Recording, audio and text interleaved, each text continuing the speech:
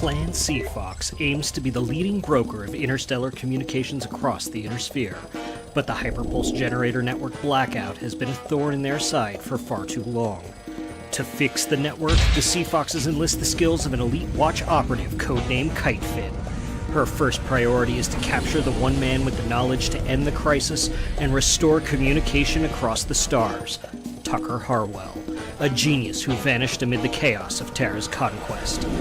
Before Agent Kitefin can take Tucker to Voidbreaker Station and begin the work of repairing the vast HPG comms network, she'll have to find him. Unfortunately, she's not the only one looking. Voidbreaker is a high-stakes spy thriller blended with the explosive military action of Battletech from the award-winning author of Fox Tales, and without question, Brian Young. Get it January 24th, wherever Battletech books are sold. You don't want to miss it.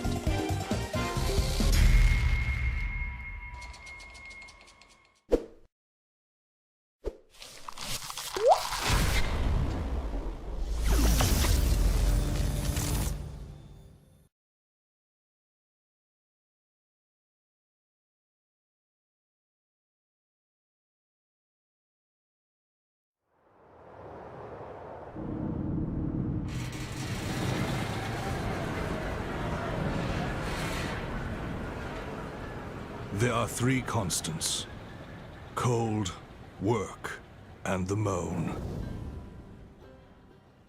The first is an ever-present danger. The second is our best weapon to fight it. And the third is proof our weapon is working, that the tools we have built to preserve us from the ice and snow are keeping them at bay. The world we knew ended 10 years ago. The great frost descended and the cold never relented. There are no more seasons. No more warmth. Things we took for granted in our old life, food, trees, comfort, are difficult to come by. It is a hard life, but it is the only one we have. We go forward, day after day, driven by the same words that spurred us on since we migrated north. The city must survive. Frostpunk, the award-winning video game from 11-Bit Studios, is becoming a tabletop role-playing game from Catalyst Game Labs, longtime publisher of Shadowrun and Battletech. This society-building game pushes players to consider what they will do to preserve the fragile communities that they have built. Take on a variety of roles, from medic to engineer to hunter to explorer and more. See what you can do to build a society, confront crises, and overcome dangers of the continual cold. The choices you will face will not be easy, but they cannot be avoided. What will you prioritize? What will you value? If you keep hope in your people and reduce discontent, you can build something that lasts. But if things go poorly, people will let you know. You could find society crumbling around you and perhaps be exiled into the cold with no hope of return to warmth.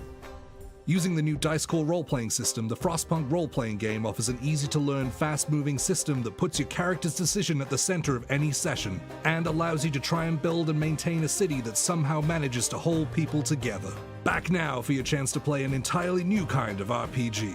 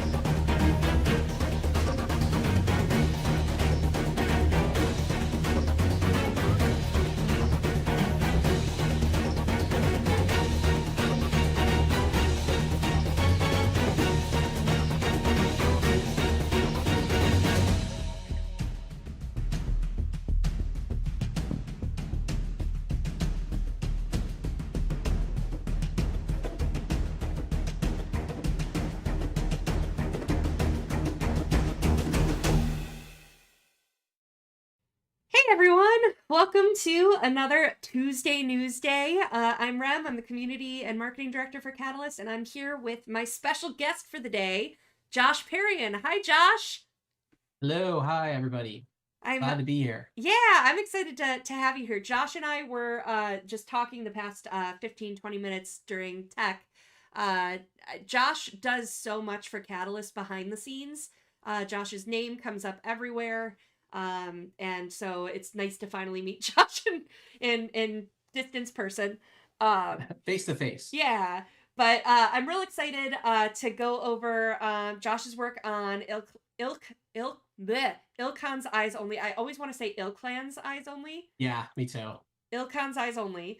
And some of the other work that Josh has going on. So we'll get to all that as soon as I'm through the news here. And we've got, so for Battletech, IlKhan's Eyes Only drops tomorrow. That's the big news. So you'll be able to find that on the Catalyst store by Friday. Usually we drop Battletech releases on Fridays, and then retail distribution is up for IKEA tomorrow. We have a backer update that's going out for Mercenaries. Today after the show, I've got like 3 more paragraphs to edit. So I'm gonna be meeting with the team to get some edits done, and we'll get that out to all of you folks, including some news about the holdups at the EU for customs. So we got a little more detail. I was filled in this week about it. So a little bit of explanation in there. Shadowrun Lethal Harvest is going to drop January 22nd.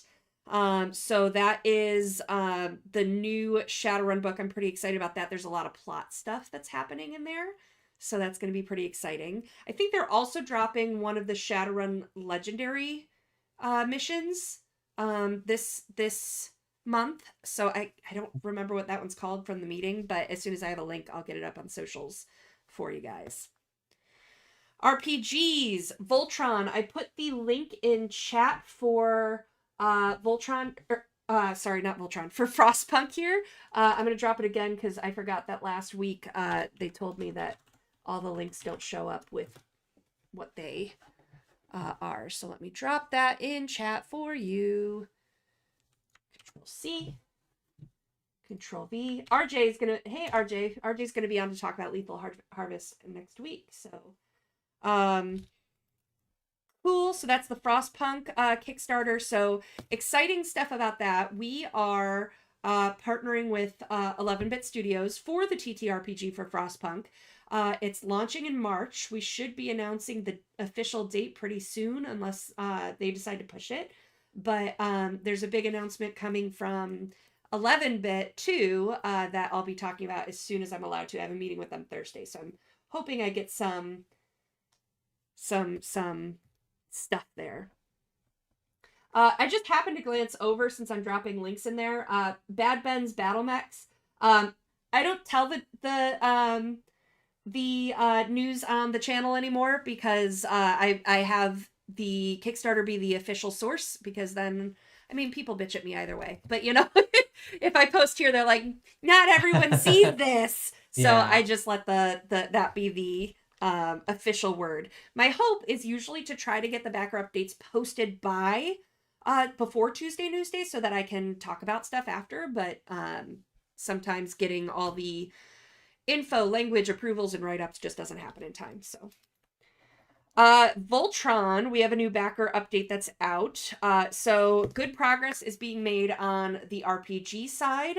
There's some quintessence edits going through right now and some tweaks to the rules. But the book is pretty close to done. And then for the board game, that's been a little slow to release some extra stuff. It wasn't as forward in the process as the RPG was, but basically there's some minor rules tweaks that are going on, and all art is due by the end of February, and then once all that art is in, it all gets handed over to NBC Universal for approvals, since working with licensees is fun, or licensors is fun. So watch the backer updates for more info on Voltron, and that will be coming out to Pledge Manager pretty soon. which will open the pre-order store. So if you missed the Kickstarter, you'll be able to back there for a little while.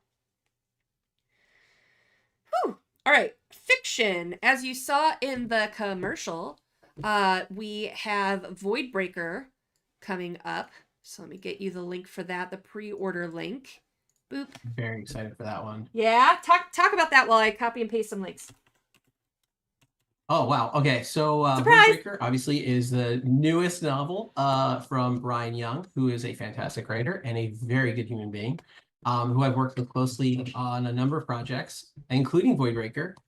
It's going to obviously tell the story of, I don't know, how much of it has he already talked about or told people already? I don't know that we've released back cover copy yet. I know the cover has been released and people are super excited about the cover. Yes, I just dropped something that I wanted to read. So in the cover, he has talked about the cover. So you know who's on the cover? Yes. Okay, so you know it's Star Coral Rodriguez of Clan Sea Fox, who is on a super duper secret mission to capture a particular individual. Did they already tell who the individual is? I don't think so. Oh, then I can't say anything. Oh, I can't say more. Someone. But all I know, captures someone. It captures someone of unique importance. That's not a dead giveaway. Then I don't know what is. But it's a really, really fantastic novel. It has all these like really cool special ops, secret agent type scenes that we don't normally see in Battletech, but are written very much for Battletech. So, you know, these are guys that like the Rabid Fox, who don't get a lot of screen time in Battletech necessarily. This is the Clan Sea Fox version of them from the Clan Watch, and there's some really great mission stuff going on. A lot of ups and downs, a lot of great action, and it really helps kick off the early portion of the IlKhan era, and some of the things that are coming down the pike. So it's a fantastic novel. I know Brian will say so much more about it. I don't want to ruin anything, but it was a blast, like helping him get it written. So the commercial that we played at the beginning of the episode that Brian made for Voidbreaker, they did name the target. Oh, okay. So they say Tucker, Mr. Tucker? Yep, Tucker Harwell. Thanks, okay, chat. so you guys Harwell. Are on it. I'm glad that someone actually listened to the promo. I clearly missed that. We can't hear it from this end, so yeah, so but yeah, it's a really, it actually explains, you know, where Tucker was and what happens to him and why he wasn't, how he disappeared after some of the events in Hour of the Wolf. And and it's really great. Introduces some awesome characters and brings back some old ones that we haven't seen for quite some time.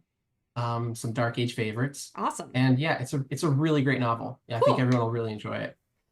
I also dropped in the chat, Shadowrun Base Crackers is new out on release for the Shadowrun fiction line. And then also Trial of Birthright by Michael Sierravella is out now. And I know we haven't gotten to do any promotion yet, but I talked to Big Red about it and he has a book review coming. He's going to do an interview with Michael. So that's going to be fun. I stole your thunder, haha. If you're here, usually now the cool thing too, I would add. Oh, sorry. The cool thing I would add about Trial of Bloodright is that part of the events that take place in that novel are in line with what's in IKEO. So I highly, highly suggest going out and getting Trial of Bloodright if you plan on getting IlKhan Eyes Only, because it will help tie in a lot of the source book information with the fiction and vice versa. And it'll provide like a lot of context to the earliest parts of this source book. Cool. Awesome. All right. In other news, we've got Board Game Division. Runefire is coming to Kickstarter later this year. So this is, if you guys remember Shadowrun Crossfire, which turned into Dragonfire in partnership with WotC, we are now doing Pathfinder's Runefire, which is in partnership with Paizo. So I'm going to drop that in the chat for you guys to follow as well. Runefire, boop. As Big Red appears in chat. Cool. So we've got Runefire, and then the other thing that's coming from Board Game Division is dropping in either March or April, depending on when the shipment shows up. Flippin' Ninja. I haven't gotten to play this one yet, but it's a pretty fun-looking game. The art's really cute, and we're going to be demoing it at Gamma, so that's where I'll get to see it for the first time. But Flippin' Ninja is coming. Our last board game that was released by the Board Game Division was Parachute Panda, and it sold out within the first 6 months, which is awesome. So reorders, rad. yeah. So reorders are coming in, and reprints and everything else. I see you in there, so I'll just talk to you directly. So if you go to the Catalyst YouTube channel, you'll be able to see the video, and then the chat is in there if you want. Oh, okay. That's why I missed it. I was looking in the wrong spot. Yep. So Flippin' Ninja and Runefire for Board Game Division. There's other things that are being worked on, but nothing really far enough along that is going to be too exciting to talk about just yet. And Leviathans. So not much of a new update since we talked last, except that we are continuing to pressure our manufacturer to ship before Chinese New Year, which is rapidly approaching. So it's one of those, like, we keep having conversations and like they think they can get it done and stuff like that, but we don't know until we get there and it's like in the container and shipping and stuff like that. So our goal is to ship from the manufacturers by Chinese New Year, which means that I think we would be on track either March or April to start fulfillment by the time everything gets where it's going and gets sorted. So dependent on Chinese New Year right now is the update. So within the next week or two, I should have like, yes or no, we did it or we didn't do it. And what does that do to the timeline? But we're getting so close. It's all printed. And that's exciting. And then finally, the lock is coming to Kickstarter as well. So this is in partnership with Tommy Rice, who's a former NFL player and current actor. And he's been doing a whole bunch of stuff with Netflix and Amazon Prime and a couple of other games and projects that he can't talk about yet, but I'm excited for when we can. But the lock is based off a book he's written, and it's coming to Kickstarters. It's going to be a minis game. And I'm pretty excited about this one. The art is gorgeous. The story seems to really stand up, and I haven't gotten to see the game yet, but I know that he pitched it to Randall and got like no feedback on Randall was like, yeah, it's a good game. Let's do this. So I'm pretty excited for what this is gonna look like. So this is always nice. It's always good when someone's like 10 out of 10, no notes. Yeah. Go for it. Yeah. So this is the lock, and it's sci-fi fantasy. So if you like mixing sci-fi with your fantasy, Shadowrun, then do the thing, follow the project. Awesome. I think that's all my news. So, chat, if you have questions, put them in chat for our moderators to put in my document for me, and we'll answer them at the end. But we've got the next 20 to 25 minutes here with Josh. Hi, Josh. Hello. So, Battletech and stuff. How did you first fall in love with Battletech? Oh my God. I have a long and winding trail and path to Battletech. Do it. That, I don't know, some people think it's an urban legend. I got into Battletech very young, like a lot of us did. I fell in love with the entire series of novels. That was my first introduction, actually, was through the fiction, and then quickly spiraled into the game itself. I was absolutely infatuated with it, to the point where just to get the line in my high school yearbook, I created a Battletech club, and I could get it there in my high school yearbook as one of the clubs I was in. Aww. And for my 16th birthday, I actually traveled to Chicago to go to the FASA offices. I showed up on a Saturday in a shirt and tie with like donuts, my mom, and like all this coffee.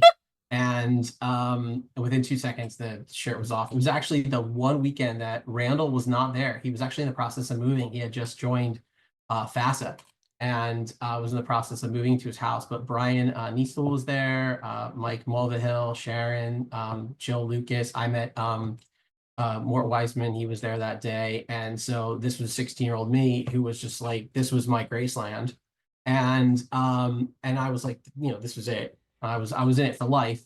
And fast forward to 2012, I was given an opportunity to start writing for Battletech, and I've gone deeper and deeper ever since. That's awesome. Cool. Uh, Yeah. that's great. So was writing for Battletech your first credential for writing, or have you done other No, work? no, I had previous to working for Catalyst, I had worked briefly. I'd done some contract work for Games Workshop Corporate. I helped a little bit with their Ard Boys campaign and some things with their Hunter Gatherer program. I was more on the corporate side of things, but I did do some writing for them. And then moving to Catalyst was my first strictly me products. Cool. I started doing the micro PDFs at first, and then moved into other things from there. Awesome. So what have you contributed to or written for up to this point before IKEO? Oh my God, let me pull up my Sarna.net page. It's a list. When you have to check Um, Sarna for look yourself up on Sarna. I still can't even remember. I've done a lot of the spotlight ons. I actually run the micro PDF line. So Spotlight on, Touring the Stars. I've written a number of source books or parts of source books, nothing entirely. I have not nearly the word count of guys like Craig Reed or Chris Hartford. But I've contributed meaningfully, I think, in my own little way to a lot of the game stuff on the game side. But yeah, I've done a small parts and like a large number of source books. I've written, I'm happy to say I've written almost the entire death of the Republic faction of the Sphere in source book. I'm responsible for Field Manual 3145, the Republic side of things, and all of that. I'm happy to report I helped kill off the Comstar revival. And if I get the chance to kill off more factions, I will do it. I know that's an unpopular stance, but I think we have too many, so let's clear the field. So those are some of the things that I have no problems doing. If you want me to not be emotionally connected to something and you want it killed, give it to me. I'll do it. Isn't that Randall's line too, that he kills his favorite Yeah, factions? you should. Absolutely. Don't become too attached to anything in BattleTech. You'll be poorer for it. No, Oh, be in it that's for so funny. all of it. Awesome. That's it. Awesome. All right, so IKEO, you are project lead, right? Yep. What does that mean? What that means is I'm giving a fairly loose directorate with a handful of guardrails and kind of like a beginning and an end, and then I have to do everything else. So I kind of fill in the blanks. A project manager for a source book of this size or a line of source books is typically responsible for putting together the writing team, often the general content of what the source book is going to include. Again, the high points that you're supposed to hit, the guardrails you're not supposed to cross over. We're often responsible for doing things like creating all of the art prompts and working with the art team to make sure that works, that the art that they generate works with the prompts in the book that you've created. We're often responsible for making sure that all the rules section and the rules annex is done. Just pretty much everything. It's project managers do it all, including up to writing. In this particular case for IlKhan's Eyes Only, I had the wonderful benefit of working with Paul to help kind of rough out an initial campaign of what this book was going to do in terms of the fighting that goes on in it. And then after that, it was putting together a crack team, coming up with ideas for fiction stories, assigning those stories to writers to write, like Brian. So in IlKhan's Eyes Only, there are 2 fantastic short stories in here, one by Brian Young and one by Michael Sierravella. And they are integral to setting up the feel of IlKhan's Eyes Only and kind of what you can expect now moving into the early years of the IlKhan era. But it's basically what we do. Cool. Like we put these things together. I'd like you to talk a little bit about the project and what Sure. you can find in the book. I'm also going to share a piece of art. I'm getting the cover sent to me so that I can pull the cover up too. But this I shared a couple weeks ago. This art piece is, maybe it is the cover, but it's the... Let me see. I'll tell you. I have all the art on my screen. If you want me to share it, I can share the clan. Well, it'll mess the windows up. But the Clan Wolf flag on fire. Ah, yes, that is the cover. So Okay. what you're okay. looking at, that is the cover. This is a wonderful piece. It basically shows the two main characters of IlKhan Eyes Only, which is obviously the IlKhan Wolf, and the antagonist, the Capellan Confederation, who, you know, we all know and love. Again, don't become too attached to these things, people. You'll be poor for it. But yeah, and it's showing off this this great fight between a werewolf and an emperor battle mech, and it has the old Cameron star, the old symbol of the Star League, up there, because as we know from Hour of the Wolf, Alric has, you know, he's recreating or wants to recreate a new Star League, and so this book really tells the tale of that first pivotal year of under Alaric's new reign after the IlKhan trials. Awesome. I just Yeah. got the cover. I like the text on the cover, that it feels like that confidential text stamp. Yeah, and it's the book is written by Spurlock Connors. So that is the head of the IlKhan Watch. So this is essentially a watch report for Alaric. So it has a number of individuals who are looking at this particular report prior to it going into Alaric's hands. So there's commentary. The most important characters right now in the Star League and the IlKhan, looking at Connor's work before it goes to Alaric. And in fact, there's this fantastic image. I'm going to just show it up real fast. I think some people have seen it. Marco Mazzoni was the art lead for this book, and him and his artist absolutely like knocked it out of the park for all this stuff. But there's this really, really great picture in here of poor Alaric actually getting the report handed to him. And the guy looks like he's gonna cry because somebody stole his cookies. And that's because in a lot of ways, he feels like someone has. Here, I'm gonna have you hold that up again in just a moment. I'm gonna make your camera real big, so. Oh no, don't zoom in. You'll see all my you'll see my face real close. You don't want that. Well, Here we go. We want the art. Give me 1 second. There we go. It's not up quite yet. Okay, so tell me when I gotta go left, right, forward. Give me 1 sec. Let me take your time. Hide all of that and move this over. You'll see of it, but hey, it's the best I can do. Okay, move it. Pull back a little bit. Okay. So we see the Lyran tonight right in the center, basically. Yeah, so what this is an image of, oh, you're not still zoomed up on me. Sorry. I can just tell you. No, it's okay. It is, I don't know how familiar some of our listeners are to the Liberation of Terra series, which was a couple of historical source books about the Star League Civil War. And in books, I think it's the first one, there is an image of the usurper sitting on the Star League throne, shooting poor Cameron after shot him in the face.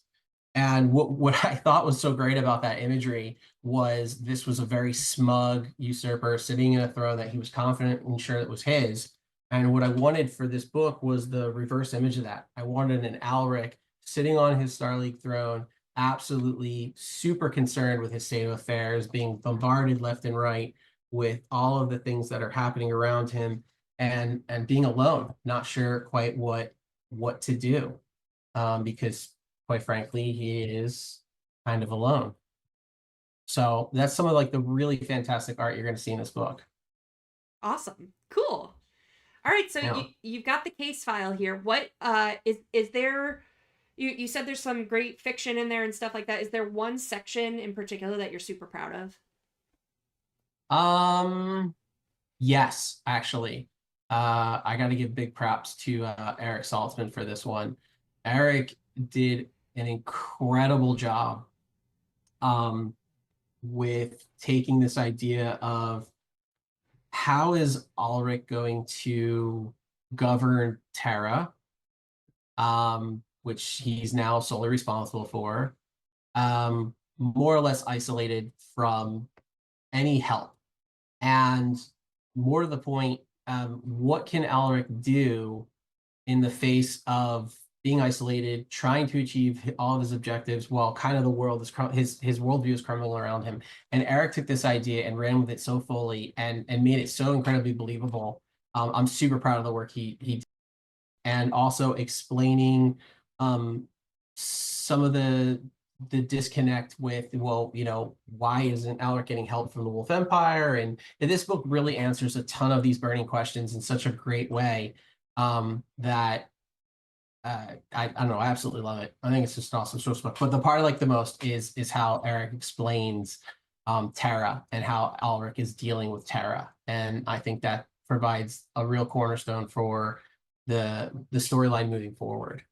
Awesome. There's a lot of reading between the lines in this book. If you read the source book and you don't come away going, oh man, I see 50 ways this is all gonna go bad, then you haven't been reading hard enough. Go back and do it again. Awesome. Yeah. I am sharing that piece of art that you held up. One of the mods cool.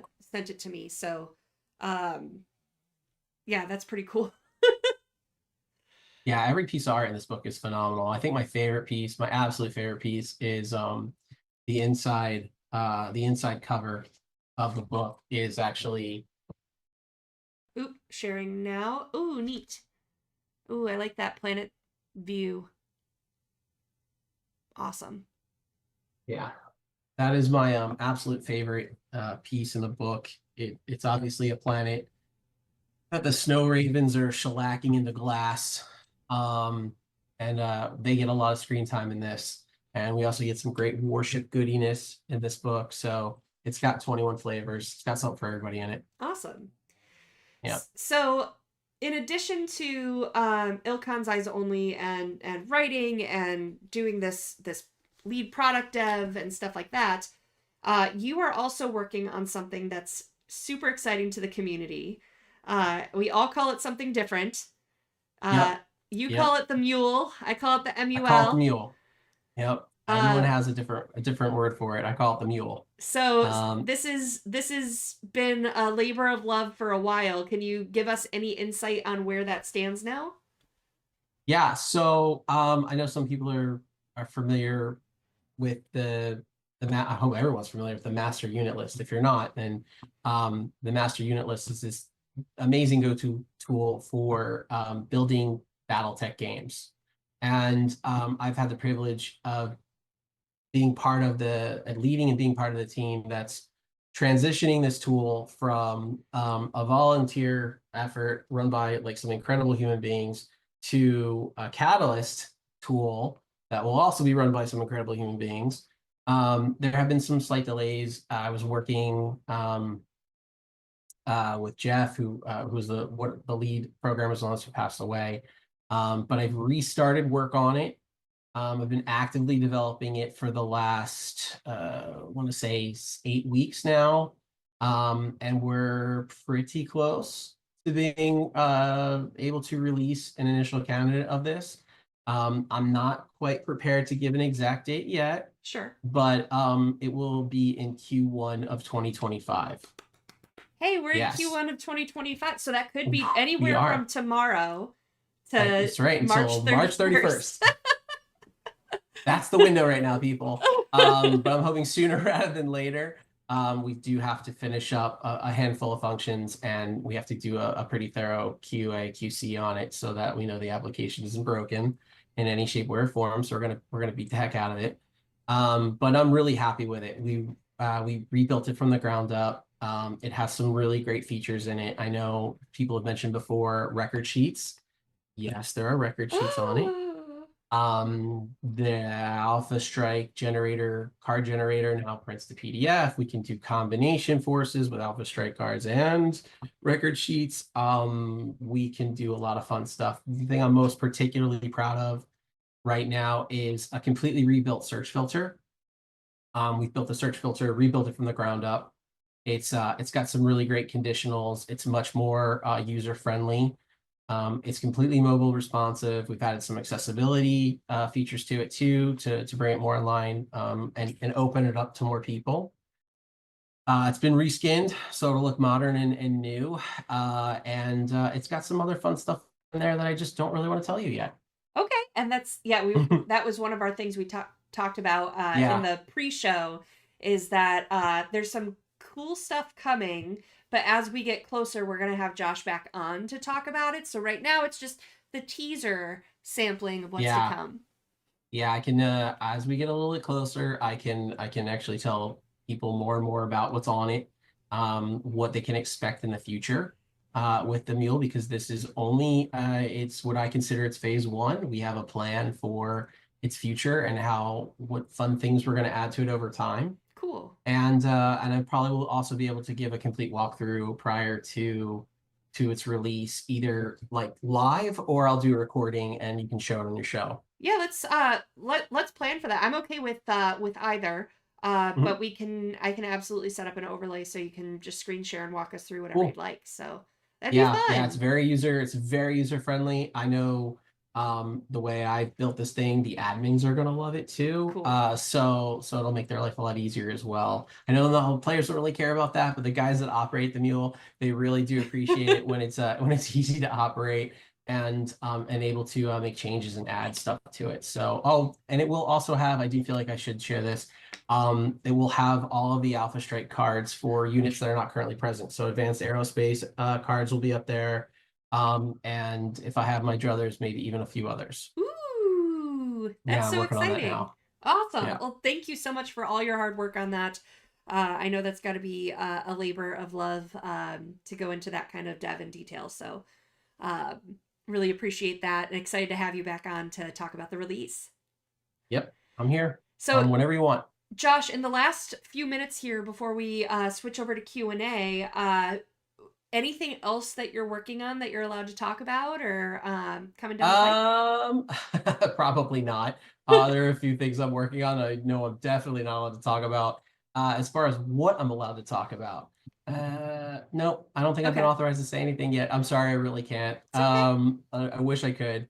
I will say, if I can say a few more things about IlKhan's Please, size only. please.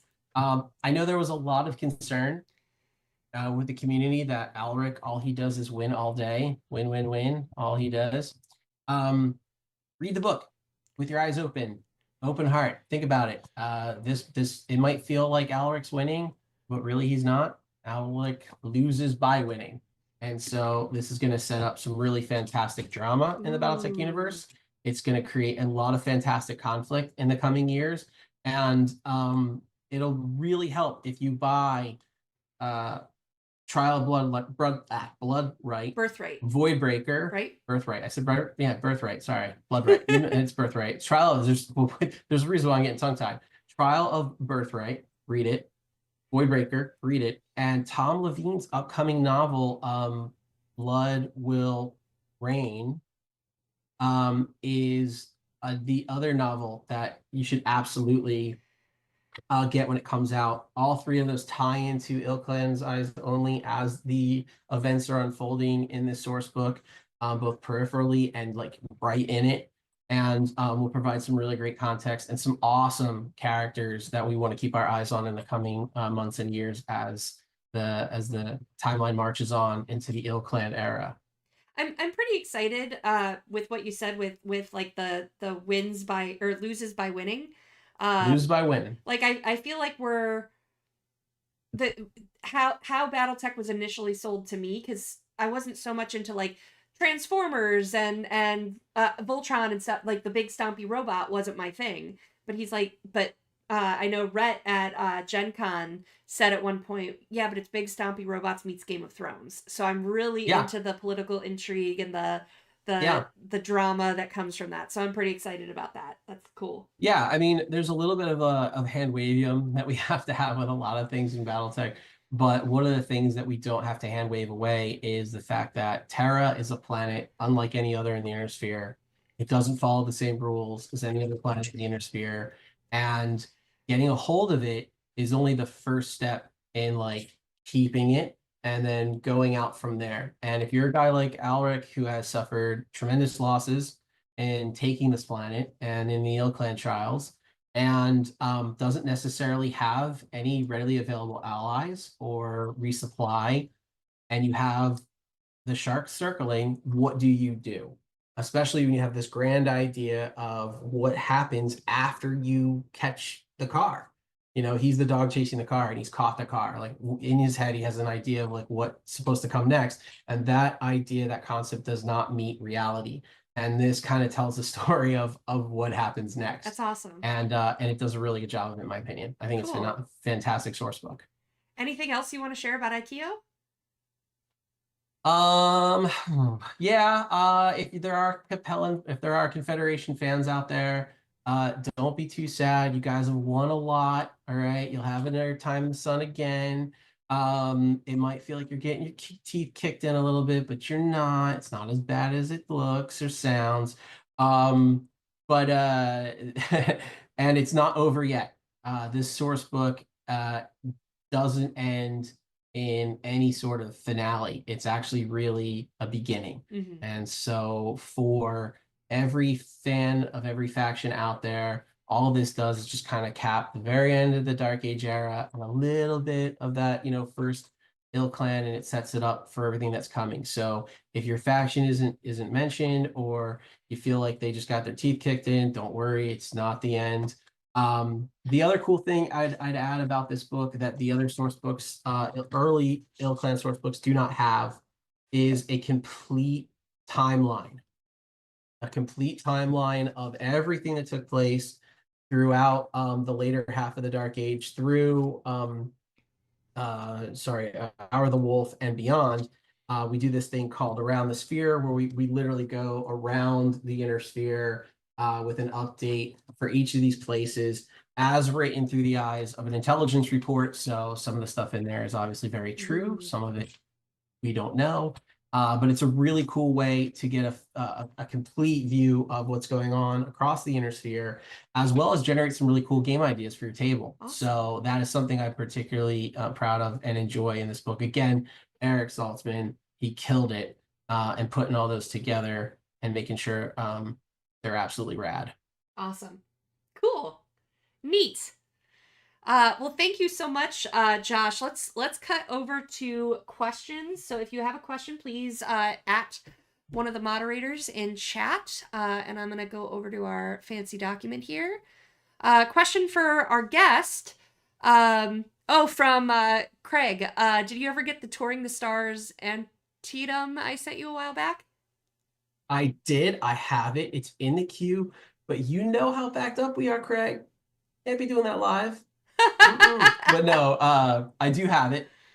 It is in the queue, but it is something that we'll have to wait for its time in the sun. Not saying it won't happen, just wait for its time in the sun. Cool. Kalos's gaming table says, will the new MUL also have the BSP cards? I think they might. I have to check if that's going to be on the initial release or that's going to come after in phase 2. I know it's planned. I just have to take a look at where that fell in the timeline. I don't know off the top of my head. We're at the very end of adding a lot of these things, so I will check. I can get back to you and let Rem know, and then Rem can tell you on the next Tuesday Newsday. Awesome. Takeo Kurita asks, why are the source books the main story drivers while the novels fill in some details but basically seem to assume that the overall story is already known? So actually that's it's actually a great question. The novels actually drive the story. The source books actually fill in the back plot of it. So novels can't capture a huge wide view. They're a little bit zoomed in, while source books can be a lot zoomed out. Source books also aren't exactly what we call the truth all the time, right? The source books are written in universe, while novels are first person events actually happening in the universe. So what you read in the novel is exactly what happened. Things in the source book mostly happen, and then it kind of goes from there. But source books don't drive the story. The novels actually do. The source books just provide this wide view look at the events writ large, and also give us all of the gaming material, backfill all the gaming material, so we can actually use this stuff on our tables. So that's what source books do. Awesome. Phil Abramowitz asks how many new paint schemes for Star League are shown in the art in the new book. Oh, Phil, you're gonna be so angry. One. It's Star League olive drab, like the second and the first before it. The Star League Defense Force has only one color. Star League associated units, which could be some of like the provisional clans, like Jade Falcon or the Smoke Jags, they have different paint schemes, obviously, with the addition of the Cameron Star. But Alaric does want some connective tissue to the first Star League, and therefore has made it important that the mechs reflect that. So they're olive drab. Sorry, bud. Thanks for that. For me, question from Modhail: any news on non-US partners to improve distribution speed and store shipping? Funny you should ask. We had our directors meeting today, and I know that we've hit a negotiation roadblock with EU. So I don't know much detail. I'm not part of those conversations other than it just came up and seemed to slow down because we've been talking with these people for a couple of years, and with the new, it's GPSR, GSPR. I have all the letters, just maybe not the right order. There's some new issues that cropped up that we need to navigate, and we're not real happy with their answers about it. So, I mean, the conversations are still happening, but we'll see. It is a goal, and we do have back in was it this year or was it last year? All the time is a blur at this point, but we do have a sales manager now that we didn't used to have, that knows distribution and the industry very well, and so he's been leading a lot of those conversations. So we have someone looking at it, but I don't know much detail. Karamindy asks, who do I need to send requests to for restock on t-shirts within the plus sizes? Store at catalystgamelabs.com, because we keep a running list whenever we get requests for stuff to send to Talon, who does reorders. I know that we've been slow on the reorders because we're just sitting on a ton of inventory for Mercs waiting to get out so that we can start to order more product again and stuff. So it should be soon, but I don't have official word on when that's being ordered and shipped. So, but yeah, that's store at catalystgamelabs.com is the right place to send that. Spectre has a question. It's been a while since the last premium mech mini. Is there any updates to that line? I'm not sure. Let me ask the group chat. Are there any more premium mechs in design? So I'll ask. If I get an answer here today, I'll let you know. If not, feel free to ask again next week. Leviathans, Wargriz asks, is it still on track to finish production? Oh, yep, we answered that early in the show. Will the TTS Tabletop Simulator mod for Leviathans see more updates and general release, or is it finished being updated? I'm not real sure. I would have to follow up with Bryn on that. I'm happy to copy and paste that question over in the chat to him. Boop. And a private question about the Snow Ravens. Somebody just asked me on my Discord, do the Snow Ravens get a lot of screen time in IlKhan Eyes Only? Yes, the Snow Ravens get a tremendous amount of time in IlKhan's Eyes Only. So do the Sea Foxes, Jade Falcons, all of the kids, with the exception of the Ghost Bears and the Hell's Horses. The Snow Ravens in particular play a pretty big role in the events of IlKhan's Eyes Only. I do want to switch that in and out. So there's a lot of warship action in this. So if you guys like aerospace, you're going to see a lot of aerospace action in this book. Cool. Sorry. Cool. No worries. Will Jeffrey Alfaro asks, will Trial of Birthright have any print copies, or is it staying EPUB only? So we only do EPUB on our store for now.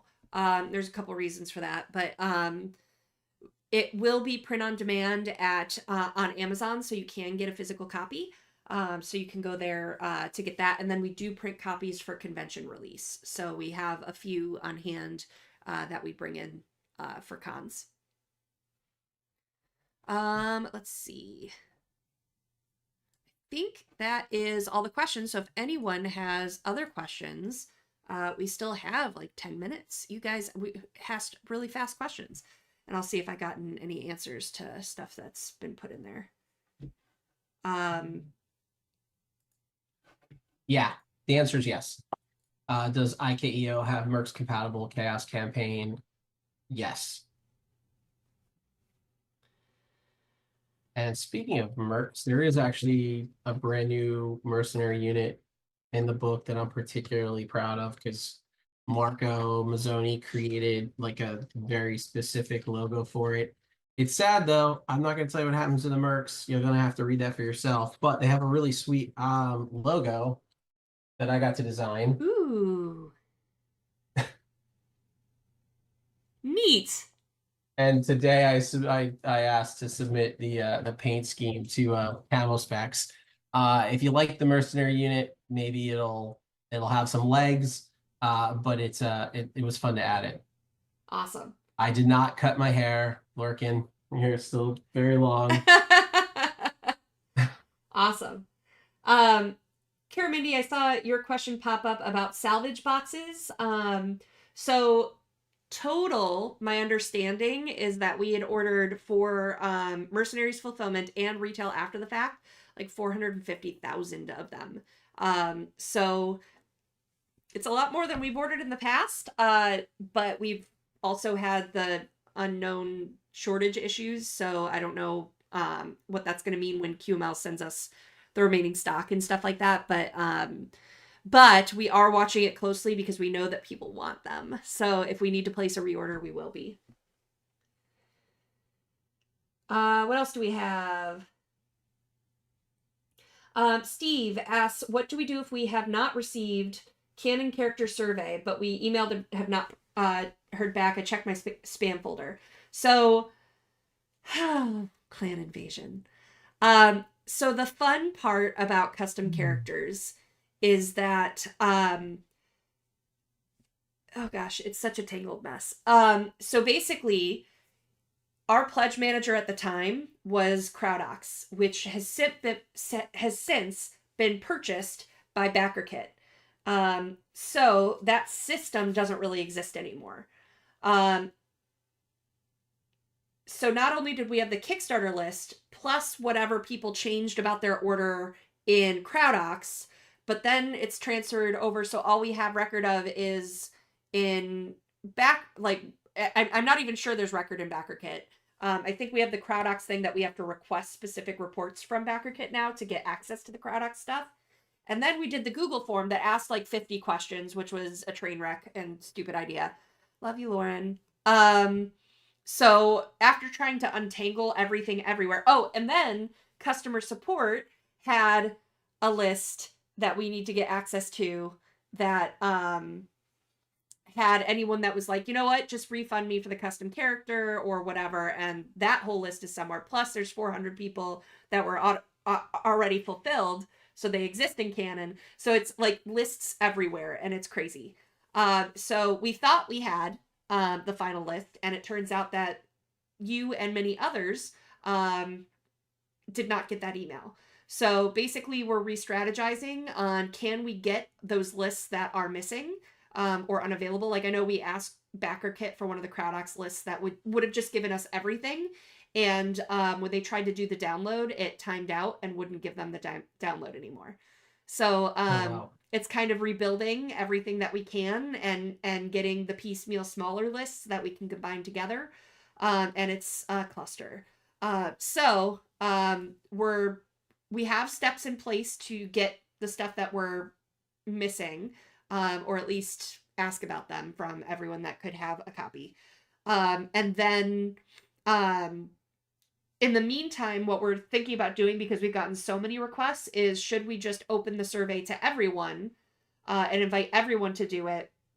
And then before we get the vetted list to like Ray and John and everyone that would be using it, go through some of the other lists, like the customer refund one, just to make sure like, oh, nope, you've already gotten your refund or whatever the case may be. Oh, and then in addition to that, there was not only the pledges for custom characters, there was the add-on for custom characters, and then also the prominence upgrade. And God, it's so many lists. I do not want that project.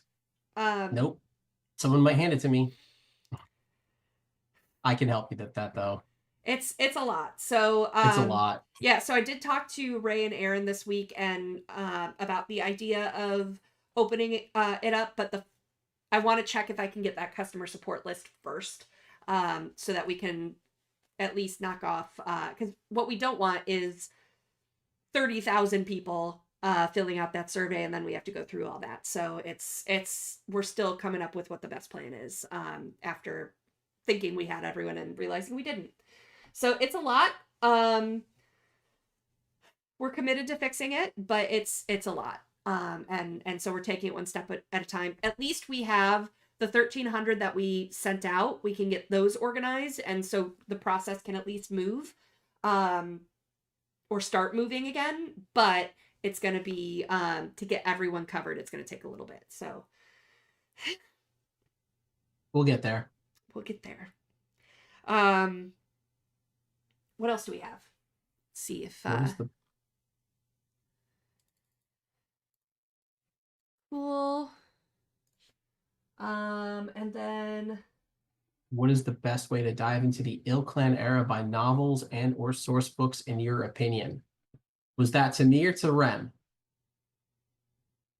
It better be for you, because I was interested to hear your answer. Actually, so this is how I prefer to do it. I prefer to read the source books first.